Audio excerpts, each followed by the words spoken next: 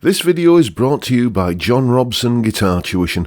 If you enjoy the content, please consider supporting the channel by enrolling on a course, purchasing some guitar lessons or a t-shirt, or you can join my Patreon. Now, on with the show. Hello chaps, welcome once again to John Robson Guitar Tuition. As always, I do hope you're well, and welcome to what I think I'm going to start calling Theory Wednesday, this little series of videos I'm doing on a Wednesday. Now, I've done other runs of videos in like a sort of series format before. I started off a little while ago doing a series on blues guitar, and then after that we did chord progressions.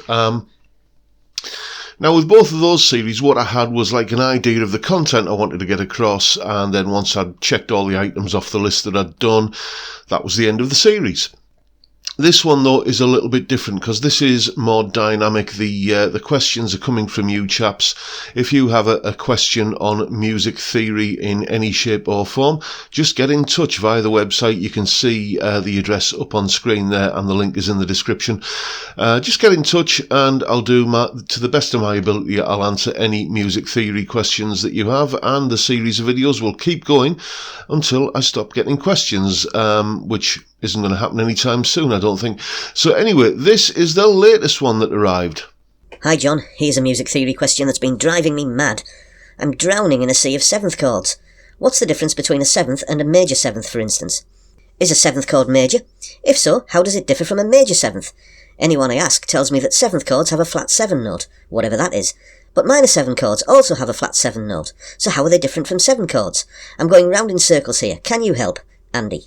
So, Andy wants to know about different types of 7th chords. Well, I'll tell you what, let me put it like this. Okay, this is really just a question of intervals, or distances between notes. That's what essentially an interval is. It's the measurement of a distance between two notes. And like anything that you're going to measure, you need some kind of ruler to measure it against. And the musical ruler that we use is the major scale. And a major scale, well, if I start on the 4th string, the D string, the major scale goes like this.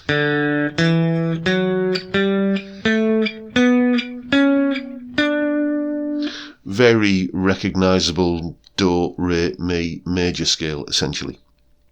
So, not surprisingly, we number the notes of that scale in the order that they occur. So that's the 1st, or root note, 2nd, 3rd, 4th, 5th, 6th, 7th, and then back to the root again. And in case you're wondering what about terms like 9th and 11th, well, that's just the same intervals in a higher octave. So, 1, 2, 3, 4, 5, 6, 7, and we'll call that one 8, 9, 10, 11, 12, and so on. So it's just basically going up another octave.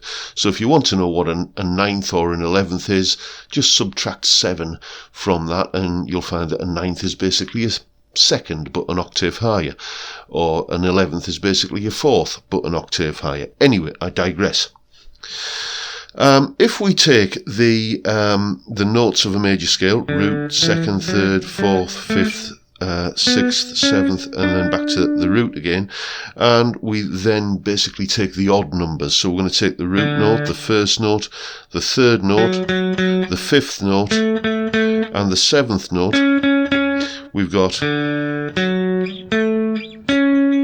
root, 3rd, 5th, and 7th, which in this case is a D, an F sharp, an A, and a C sharp. And if I play those all together, there's a D, there's an F sharp, there's an A, and there's a C sharp.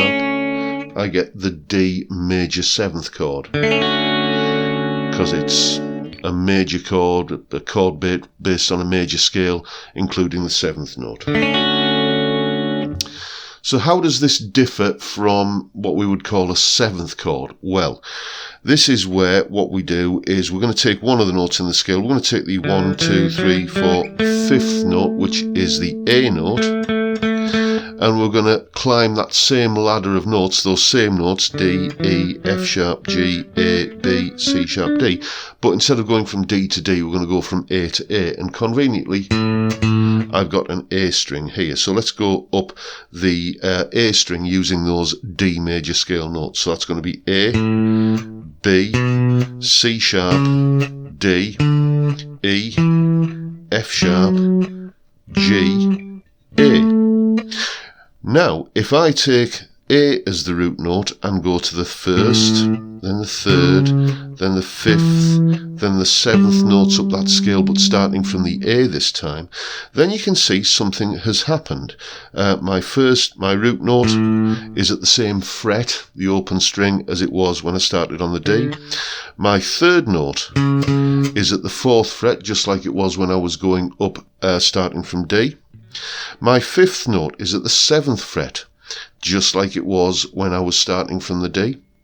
But when I started from the D, the seventh note up the scale was here at the 11th fret. That's a C sharp, okay?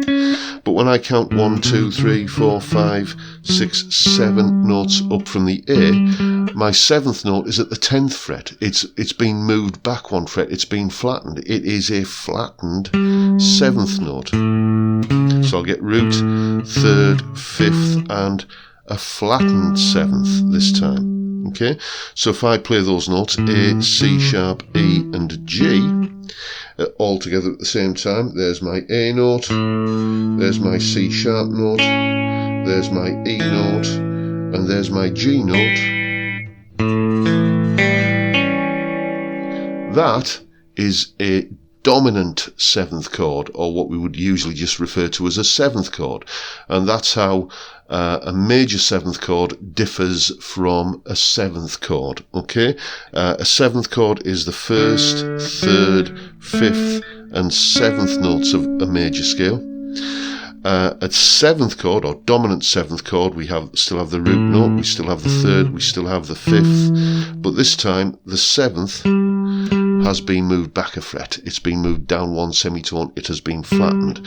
That is the difference between a major seventh chord and a seventh chord.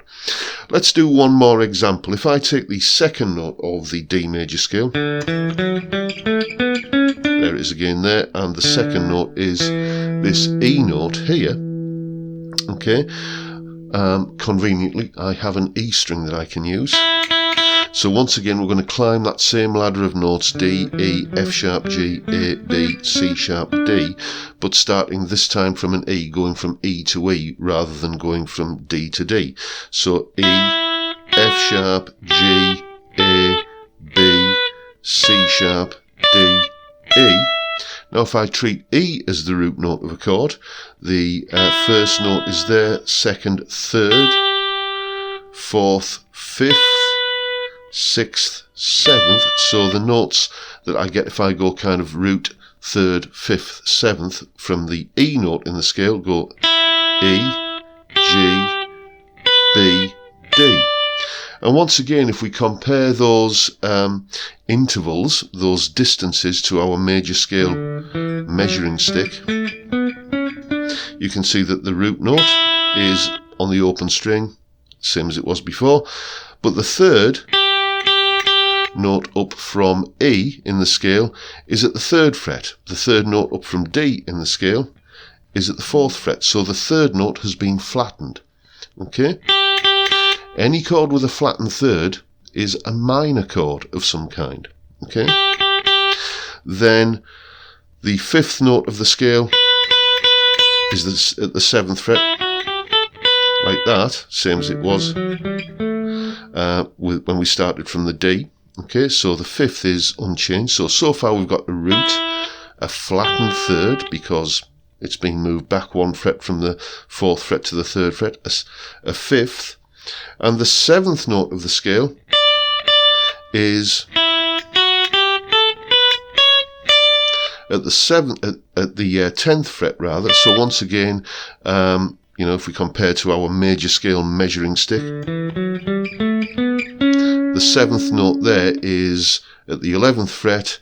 When we start on the E note as the root, the seventh note of the scale from E is only 10 frets or semitones above the E note. So it's a flattened 7th. So that means that we're getting root, flattened 3rd, 5th, and flattened 7th. We have a minor 7th chord. So those are, probably the three main types of 7th chord that you will see in, common parlance, really. There's a few others, but we'll stick with those for now. A major 7th chord is the root, 3rd, 5th, and 7th note of a major scale. A dominant 7th or 7th chord is the root, 3rd, 5th, and there's the 7th, flatten it, flattened 7th note of a major scale. A minor 7th chord is the root, 3rd, 5th, flattened 3rd, 5th, and flattened 7th of a major scale. So once you know what these terms like flattened 3rd and flattened 7th mean, it begins to make more sense what's going on in those types of chords. And there you have it. That's pretty much how I learned to understand what is going on in different types of chord, just measuring the distance from a given root note by moving, frets up the neck. If I was to play that final one there that we just looked at, the E minor 7th chord, what notes do we need? We need the E note, which is the root, then it goes F sharp, then G, that's the flattened 3rd, then A, then B, which is the 5th, then C sharp, then D, which is the flattened 7th. So I want E, G, B, D. Okay, well, I can get those notes quite easily in a number of ways. There's an E minor chord, E, G, B, like that. And if I add the D note in there on the second string, I get E. There's a bunch of E notes. There's the G note on the 3rd string. There's the B note on the 5th string, and there's the D note on the 2nd string. E minor 7th. You can play it in various different guises and ways, but it's all going to be adding up to the same notes: E, G, B, and D, or root, flat 3rd, 5th, and flattened 7th. So that is the difference between various different types of 7th chord and why they are called what they're called, because of the intervals that make them up. Hope this helps. And if you are one of my wonderful, wonderful Patreon supporters, first of all, thank you very, very much indeed. I am ever so grateful. I can't tell you how much it means to me. Thank you from the bottom of my heart. And if you are one of said Patreon supporters, up on my Patreon page, there's the address, link in the description. You will find this PDF, which is basically a list of all of the intervals in a bunch of, what have we got here? Let me just check. Major 7th, minor 7th, dominant 7th, minor 7 flat 5, diminished 7th augmented, sus4, sus2, 6th and minor 6th chords. All of the intervals that you need to be able to play those chords. And if you know what intervals are in a chord, then in theory you can work out what notes are in that chord, and you can look down at the neck of your guitar and figure out where those notes are and figure out a chord shape for, a chord that you might not already know, or that you wouldn't already know. It takes a little bit of doing and, a little bit of practice doing that, but you learn it a lot better. Rather than just looking at the shape and mangling your fingers into the required fingering and then possibly forgetting it the next day.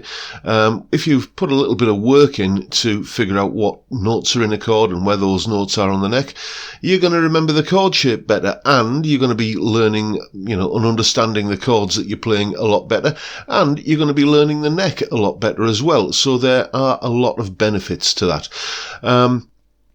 That said, if you are just, a little bit stumped, or let's face it, a little bit lazy, then you can take a look at this PDF, which is also up on my Patreon page, which is basically a bunch of chord shapes for all of those chords that I mentioned there. It's by no means comprehensive, but, it should expand your chord knowledge somewhat. If you are not familiar with, minor 7 flat 5s and diminished 7ths and minor 6ths and stuff. So, as I say, that's up on my Patreon Patreon page as a special little treat for my wonderful Patreon supporters. And that's pretty much it for today, folks. Hope you've enjoyed the video and found it useful and informative. And if you have, please hit the subscribe button and the notification bell if you haven't already done so. And why not give me a like while you're at it. Don't forget the live stream on Friday, 5 p.m. UK time, where we sit around and have a beer and just talk about all things musical and guitar related. It's a great way to kick off the weekend, and I'd love to see you there if you can make it. But for now, I'll bid you all a good day and say thank you so much for watching. Thank you for your time. Look after yourselves, folks. Stay well, stay safe, and above all, stay sane. Bye for now.